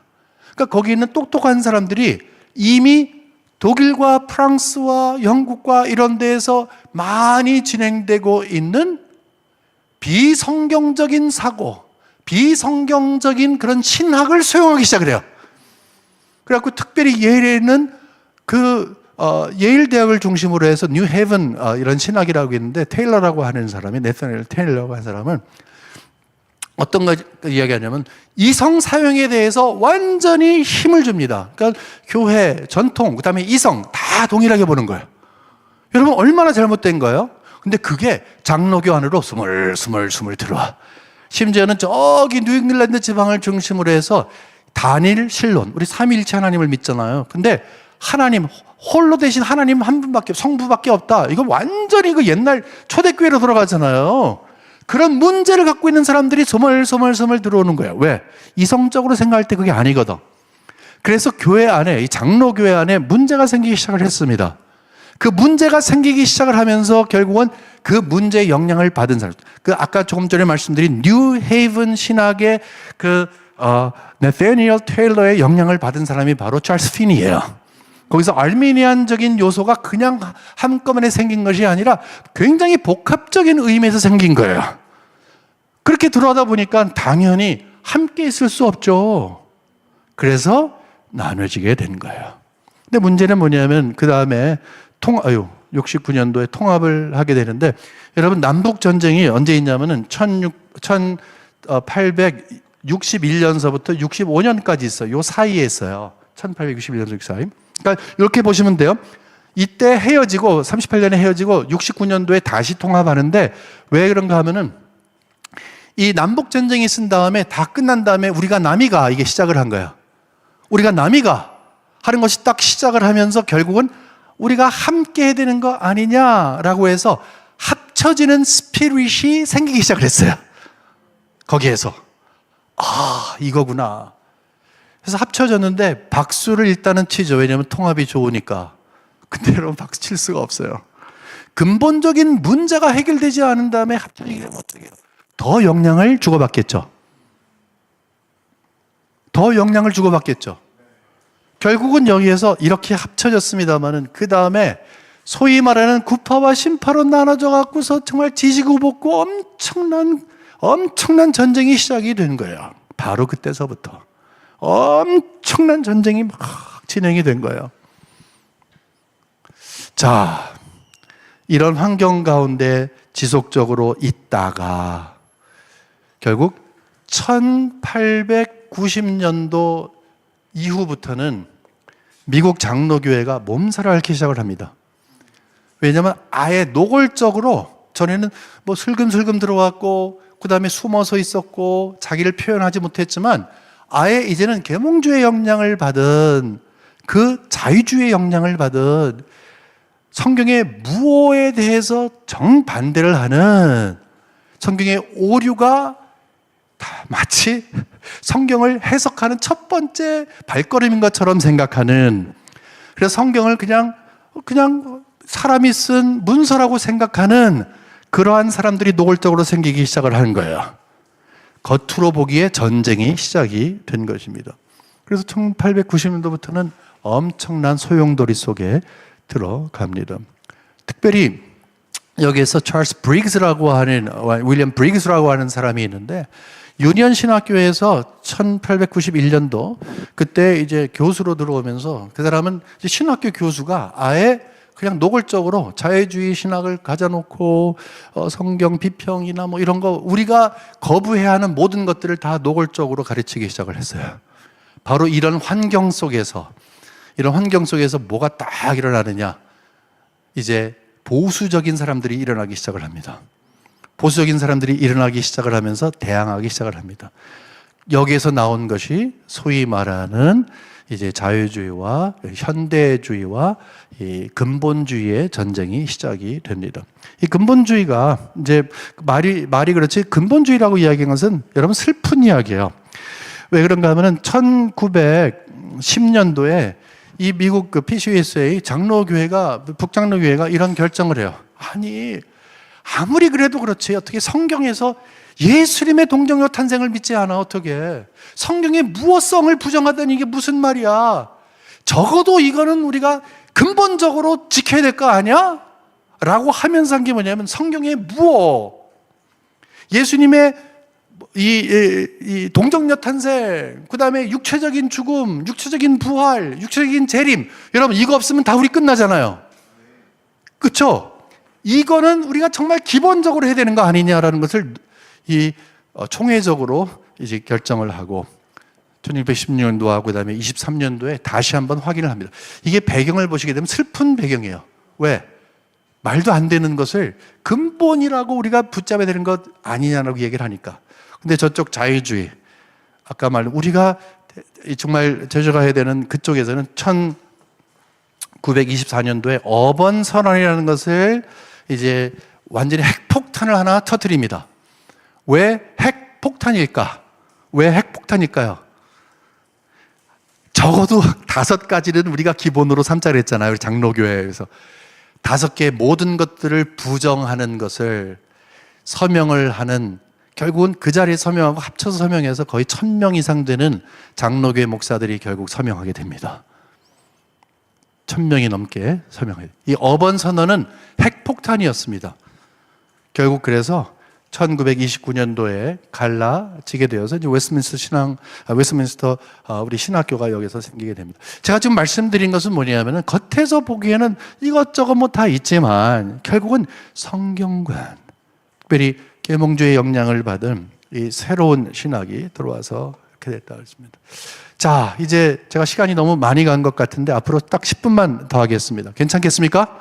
네, 10분만 더 하겠습니다. 이제는 우리 한국교회에 대해서 한번 보도록 하겠습니다. 자, 안전벨트 매시고 좀 빨리 달리겠습니다. 혹시 빵 부딪히면 날아갈 수 있으니까 조심하시고. 자, 한국교회 어떻게 시작이 됐느냐 하는 것은 우리 다음번에 만나서 여러분 잘 들어주시면 조금 더 정확하게 보고, 오늘은 주제가 되는 것이 그 파인란으로 가는 것이 이 겉으로 보이는 모든 것이 다가 아니었습니다. 그 안에서는 성경관 때문에 그랬습니다 라고 하는 것을 우리는 스코틀랜드 장로교회와 이미 미국 장로교회에 대해서 배웠습니다. 한국 장로교회도 똑같은 일이 벌어졌습니다. 위험 요소가 있는데 처음에는 선교부예요. 선교부가 왜 그렇습니까? 아까 말씀드린 것처럼 4군데서 왔는데 선교부는 이 선교사님들을 보낸 선교부의 지도를 받아야 됩니다. 그런데 선교부가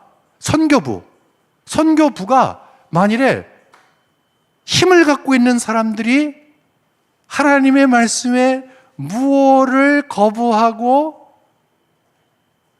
새로운 현대주의 사상을 받아들이게 되면은 선교사들에게 뭘 강요할까요?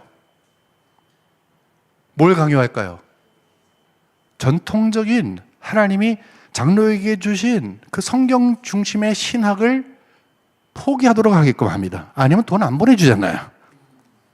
그래서 가장 문제가 있었던 것이 카나다 장로. 왜냐하면 카나다에서 나중에는요, 카나다 장로교회가 없어지고 감리교회 다 합쳐져가고 카나다 교회라고 하는 것을 하나로 통합해버려요. 그러니까 완전히 적용화됐어요, 거기는. 완전히. 그러다 보니까 한국의 자유주의가 스물스물 들어온 것이 어디로부터 많이 들어오느냐? 바로 카나다 장로교회. 그런데요, 저기 평안도 그쪽에 책임을 지고 있던 분들에게 통해서 들어옵니다. 이런 위험 요소가 있었어요. 12신조. 맨 처음에 시작할 때 웨스트먼 신앙고백서가 원래 장로교회의 특징이라고 했는데 그걸 처음에 가르치려고 하니까 너무너무 힘들어. 그렇지 않아요? 그래서 인도에서 있었던 그런 12신조. 다시 말해서 이 웨스트민스터 신앙고백서를 좀 줄여갖고 적어도 12가지의 기본적인 신조. 아마 목사님께서도 옛날에 그 시험을 보실 때 보셨을 거예요. 12신조. 저도 그 시험을 봤습니다. 요즘도 아직도 있습니다. 근데 이 12신조를 이렇게 생각하시면 돼요. 그러면 완전히 한국교회에서는 특별히 뭐 웨스트민스터를 다 버렸냐? 그게 아니고 이 교과서로서는 사용을 했어요. 교과서로서. 그러니까 이 웨스트민스터 신앙 고백서를 신학생들에게 보내고 목회자에게는 가르쳤어요. 하지만 우리 일반 성도님들에게는 12신조를 다시 말해서 복잡하고 정말 깊은 내용, 이게 장로교회의 특징인데 그 중에서 굉장히 중요한 몇 가지만을 선별해서 시작했어요. 이러면서 굉장히 얕은 그런 신앙을 이제 결국은 길을 깔아 놓게 된 것이죠. 그리고 워낙 한국은 일본과 달라서 일본은 이제 이 화이트 칼라부터 시작을 해서 위에 탑 다름이었다면 한국은 이제 블루 칼라부터 시작했기 때문에 아래서부터 이제 올라왔기 때문에 어떤 지식이나 이런 거에 대한 관심이 별로 이제 없었던 것을 여러분이 잘 아실 것입니다. 그다음에 유학파 유입입니다. 왜냐하면은 일본에 가서 공부한 사람들이 들어오고 미국에 가서 공부한 사람들이 들어오는, 그 사람들이 들어와서 잘못된 신신학을 배워서 들어올 수가 있잖아요. 그 사람들이 들어와서 새로 배웠으니까 그걸 퍼치게 되면 어떻게 돼요? 아까 선교사님도 위험하고 이렇게 기초가 좀 약한 것도 위험하지만 이 유학파, 특별히 일본에는 완전히 뭐 자유주의가 있었고 바르트주의가 있었고 여러분 너무너무 힘든 그런 환경 가운데서 있었습니다. 이 가운데서 분열은 여기서 특징적인 게 뭐냐면 6.25가 막 진행되고 있을 때 분열이 하나 됐어요. 신사참배를 근거로 해갖고서 요거는 이제 겉에 보이는 겁니다. 고신이 여기서 나갔습니다. 고신. 고려대학교. 그 다음에 여기서 나간 거는 한신이 나갔습니다. 한신.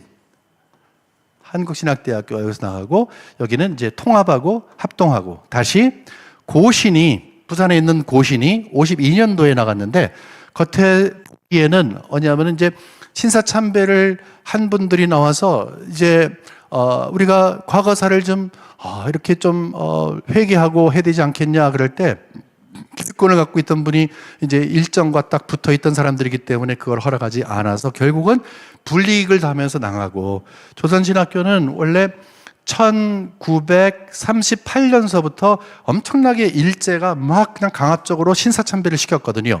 그때 평양신학교도 닫고, 이럴 때에 1940년도에 이제 조선신학교가 하나 딱 세워지게 됩니다.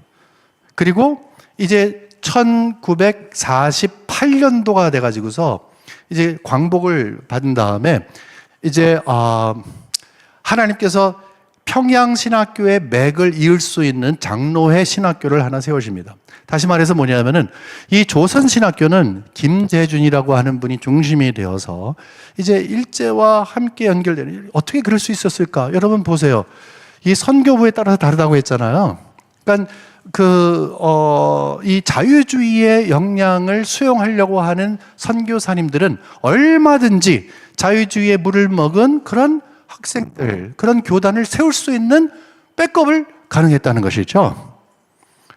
그래서 이렇게 해가지고서 결국 어려움을 겪기 시작했는데 48년도에 박형영 박사님께서 교장으로 돼갖고서 서울에 이제 장로회 신학교가 세우면서 이제 여기서 막 갈등을 하게 됩니다. 여러분 잘 아시는 내용이 바로 여기 있습니다. 그래서 많은 것 생각을 할 때에 한신대가 나간 것, 김재준 박사가 나간 것이 결국은 조선신학교 때문에 그렇다, 박형영 박사 때문에 그렇다, 뭐 이렇게 겉에 보기에는 말을 합니다.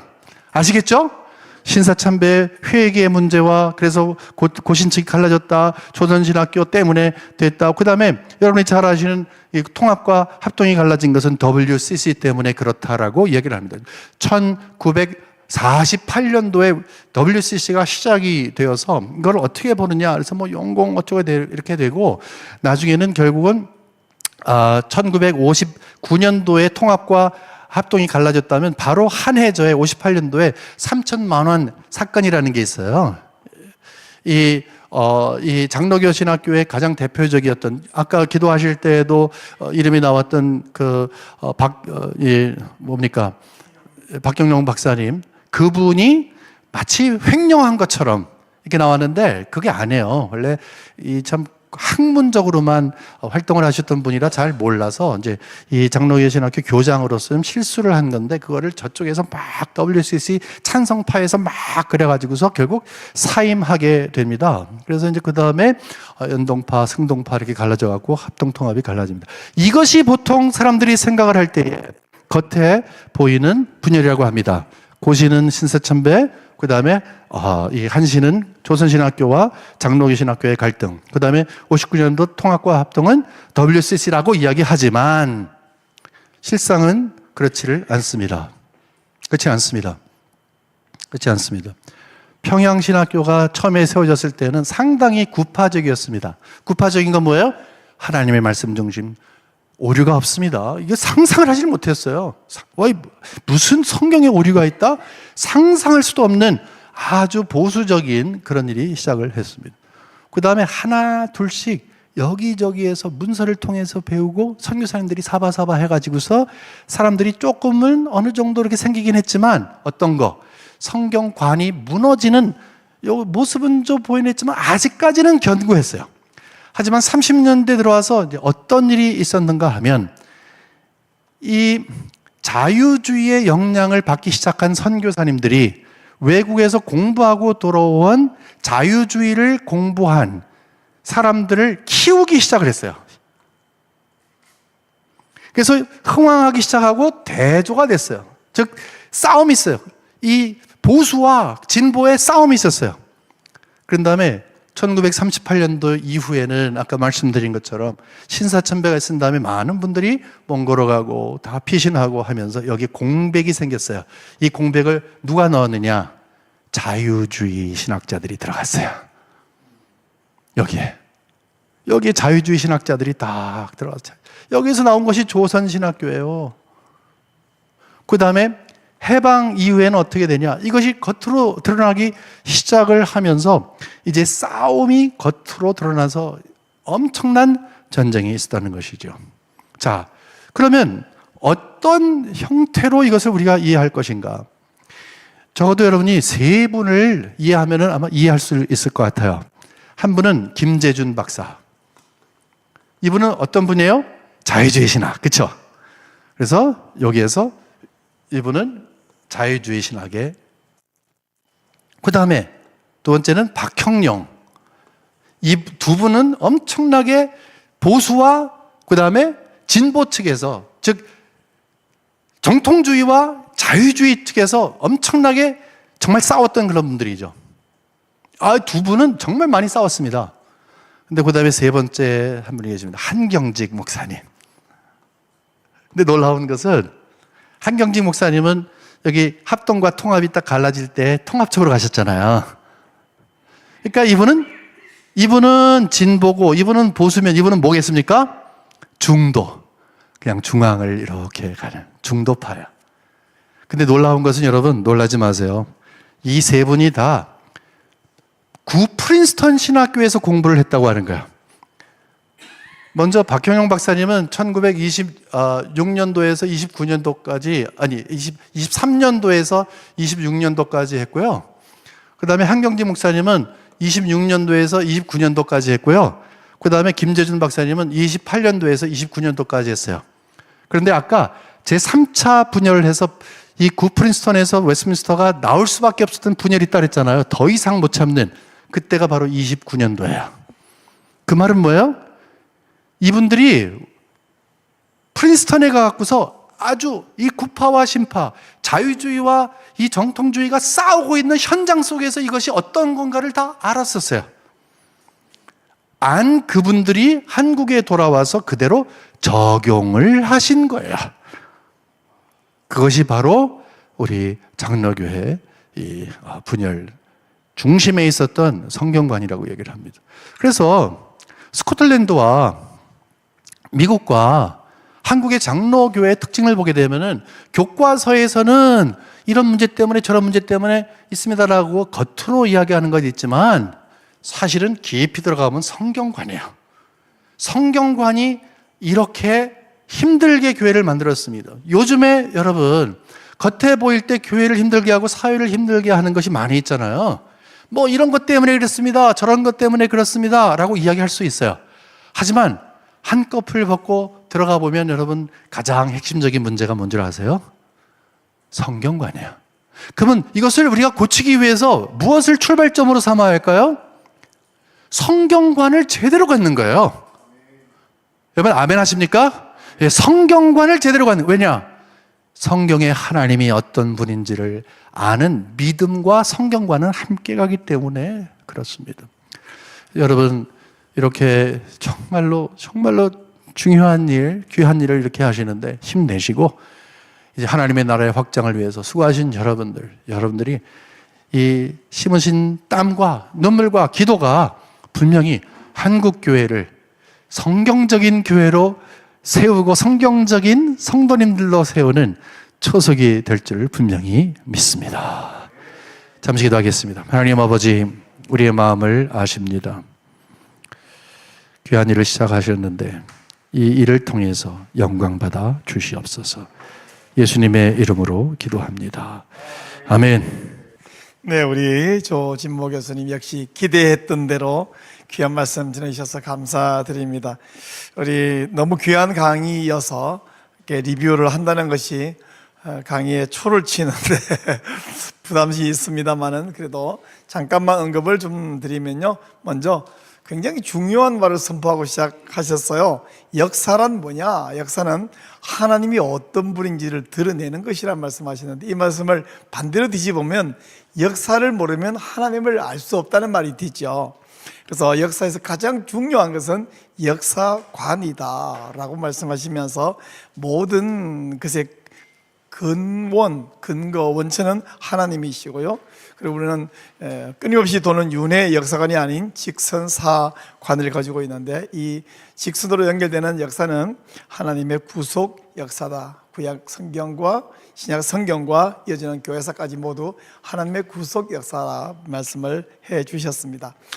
우리 장로교회의 역사에 대해서 이것이 스코틀랜드 장로교회에서 미국으로 넘어와서 또한 미국의 그리고 남장로교, 북장로, 호주장로교, 캐나다 장로교회가 한국으로 넘어와서 독특한 한국 장로교가 형성이 되어 있는데 이 모든 장로교회에 슬프게도 분열의 경험이 있었다. 왜냐하면 지상의 교회와 이 보이는 가시적 교회는 완전하지 않기 때문에 이런 일이 벌어졌어요. 근데 그러면 이런 분열이 왜 있었는가? 제일 마지막에 결론을 해주셨는데 결국에는 이 모든 분열의 중심에는 성경을 어떻게 보느냐 하는 성경관이 차이가 존재했다라고 결론을 내주셨어요. 결론만 말하면 약간 재미없으니까 과정을 좀 말씀해 주시면 스코틀랜드 장로교회가 1560년에 첫 총회를 시작했고 1638년에 국민언약 내셔널 카버넌트를 했는데 결국 1712년에 이 평신도 추천령 이후에 사람들이 교회를 장악하는 것에서 자기들의 그 파워 게임 하는 것에서 나와서 우리는 성경적 교회를 이루겠다 하고 결국 뛰쳐나올 수밖에 없는데 다수를 차지하고 있다고 해서 우리 예수님이 좁은 길로 들어가라고 말씀하시는데 그것이 바른 교회냐 할 때 소수일지라도 나와서 성경적 교회를 이루겠다. 지금도 우리가 스코틀랜드 가보니까 아주 소수가 바른 교회, 프리처치를 유지하고 있는 것을 보고 왔거든요. 또한 스코틀랜드 교회와 또 아일랜드 교회가 미국으로 넘어와서 미국에서 1706년에 첫 노회를 세우고 또 1789년에는 첫 총회를 세우게 되었는데 중요한 것은 1729년에 신조를 선택할 때에 우리 장로교회의 근본 표준 문서는 웨스트민스터 신앙고백서 아닙니까? 이것을 받아들일 때 시대적 변화와 상황의 변화에 있어서 어디까지를 수용할 거냐, 완전히 100% 수용할 거냐, 상황에 따라서 이것은 본질이다, 아니 이것은 나는 비본질이라고 본다 하고 수용의 차이가 결국에는 미국 장로교회라고는 이 독특한 이 형태를 생성하게 되는데 이런 과정에 있어서 차이가 났기 때문에 또한 분열이 발생할 수밖에 없었다는 것이죠. 그 와중에 또한 부흥의 시기 또 서부 개척의 시기, 이 새롭게 생성되는 교회에 목회자를 누구를 혹은 어떤 분을 세울 것이냐가 하는 것에 대한 견해 차이도 있었고 그 시기 어간의 18세기에 독일 신학 좀 아카데믹하다 그러고 좀 스스로 공부도 해서 똑똑하다고 자부하는 사람들이 하나님 말씀을 100% 받아들이는 것을 소위 무식한 것처럼 받아들이고 자기들은 공부했다고 해서 이성을 앞세우는 이런 이성 신학이 들어옴으로 말미암아 19세기 말에 자유주의 신학자들이 생겨나고 이에 반발하는 분들이 성경을 100% 믿어야죠 하고 최소한 이건 믿어야죠 라고 하는 5가지를 내세울 때에 이걸 근본주의라고 부르는데 근본주의 흔히 그렇게 말하면 외골수 좀 자기만 옳다고 하는 사람 이런 것으로 좀 치부해 버릴 수 있는데 오히려 이 근본주의가 믿는 5가지가 잘못된 게 하나도 없잖아요. 어쩌면 근본주의라고 이 몰아붙이는 말을 들을 때에 영국 잉글랜드에서 이 엘리자베스 시대에 파크가 퓨리탄이라는 용어를 쓰면서 종교도들을 조롱했던 말이 생각이 납니다. 이런 미국의 교회가 한국으로 넘어와서 우리 처음에는 잘 조화를 이루는 것처럼 보였죠. 그러나 각각의 미국 남장로교, 북장로교도 있고 캐나다 장로교도 있고 등등의 그 선교부의 영향에 따라서 사람이 어떤 사람이 그 직책을 맡느냐에 따라서 영향을 미치는 이런 부분들과 또한 이 당시에 미국에서부터 새롭게 신학을 배워오신 분들의 영향이 커짐으로 말미암아 신신학이 들어와서 한국에 분열이 났다. 겉으로 볼 때는 우리나라의 크게 장로교회가 오늘날은 너무 많이 쪼개져서 개수가 몇 개인지 모르겠는데 근본적으로는 우리 원래 있던 장로교회가 신사참배 문제로 고시는 갈라져 나갈 수밖에 없었던 슬픈 일이 있고요.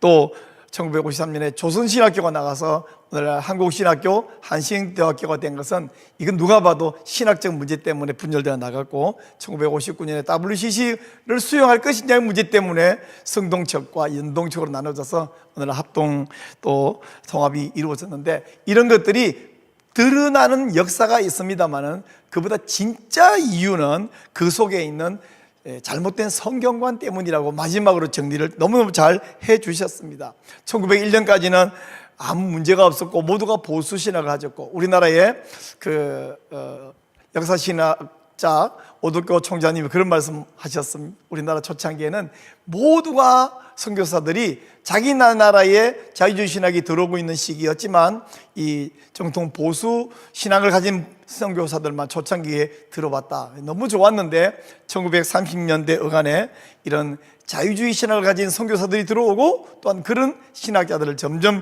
길러서 힘을 키운 다음에 결국에는 1938년 신사참배 이후에 선교사들이 추방당하고 공백이 생긴 그 자리에 그들이 키운 이 자유주의 신학자들을 세워 자리를 차지함으로 말미암아 결국에는 1950년도에 와서 이런 신학교가 갈라지고 교파가 갈라지는 슬픈 일이 발생했다. 결국에는 해방 이후에 엄청난 전쟁이 벌어진 것이 보기에는 정치 싸움인 것 같고 보기에는 어떤 역사적인 시대적 아픔인 것 같지만 사실 그 속에는 이런 자유주의 신학자들이 잘못된 성경 하나님 말씀이 아니라는 사상이 들어옴으로 말미암아 이런 일이 발생했다라고 정리를 잘 해 주셨습니다. 모두가 구 프린스턴에서 공부했던 이 박형용, 한경직, 김재준 정말 걸출한 인물들인데 그러나 아무리 똑똑하면 뭐합니까? 잘못된 오염된 생각이 들어가 버리면 자기만 망하는 것이 아니라 교회를 아예 망가뜨리는 것을요. 오늘 이런 시대에 우리가 모든 성경에 신적 구원이 수호 운동협회를 작년 8월에 세우게 해 주시고 계속해서 우리가 성경 수호를 위해서 성경 구원이 수호를 위해서 이 일을 할 수 있도록 지난 1년 동안 사용해 주신 하나님께 감사드리고 이 일이 또한 계속되게 해 주신 것을 감사하고 오늘처럼 이렇게 우리 조진모 교수님처럼 훌륭한 분들 남아있는 분들을 여기로 모셔서 이런 강의를 듣게 해주시고 영향을 미치게 해주신 것을 정말 감사드립니다.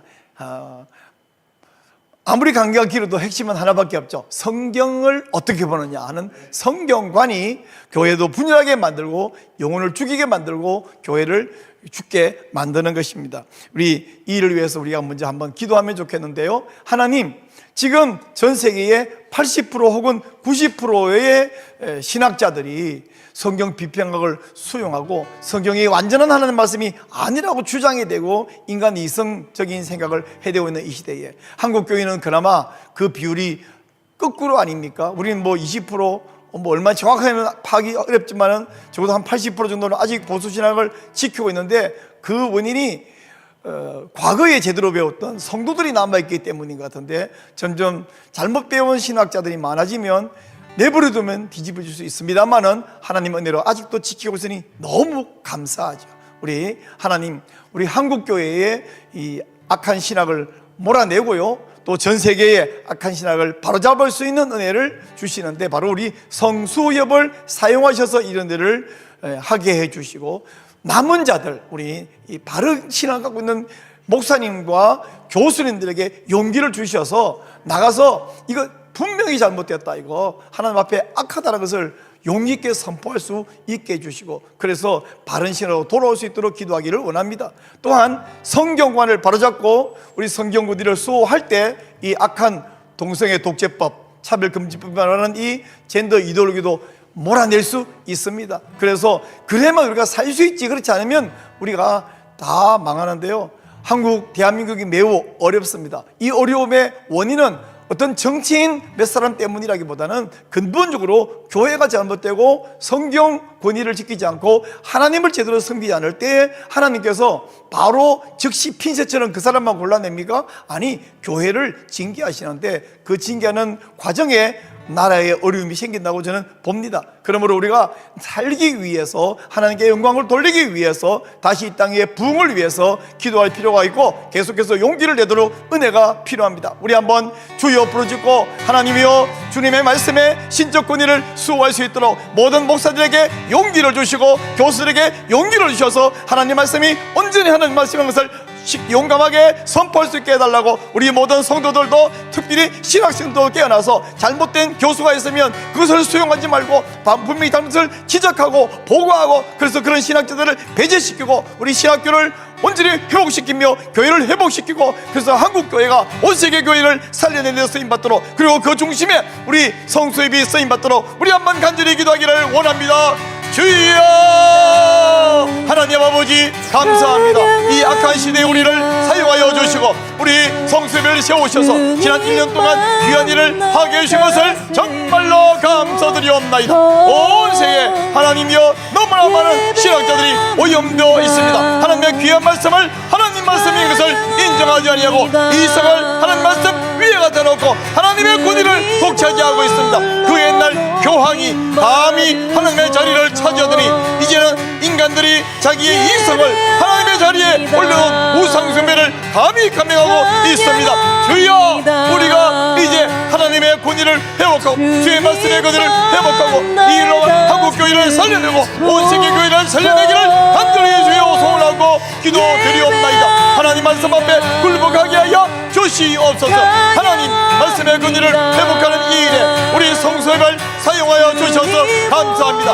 오 하나님, 많은 목사님들이 또한 신학교 모든 교수들이 깨어나고 용기를 가지고 용감하게 하나님 말씀의 권위를 선포할 수 있게 하여 주시옵소서. 모든 평신도 성도들을 깨우시고 신학생들을 깨우시고 말미암아 잘못된 신학을 선포하는 교수들을 배제시키고 하나님의 말씀을 권위를 선포하는 이런 교수와 이런 목사를 모시고 신앙생활을 함으로 말미암아 하나님의 영광을 돌리고 우리 영혼이 살아나고 교회가 살아날 수 있는 일을 주여 허락하여 주시옵소서.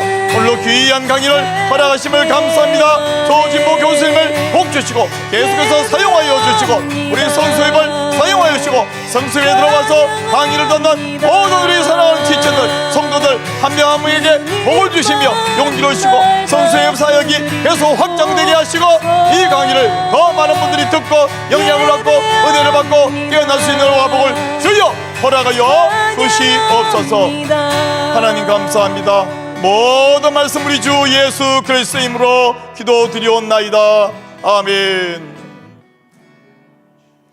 네, 감사합니다. 이제 몇 가지 광고 말씀 드리도록 하겠습니다. 우선 성수의 강의가 너무 좋잖아요.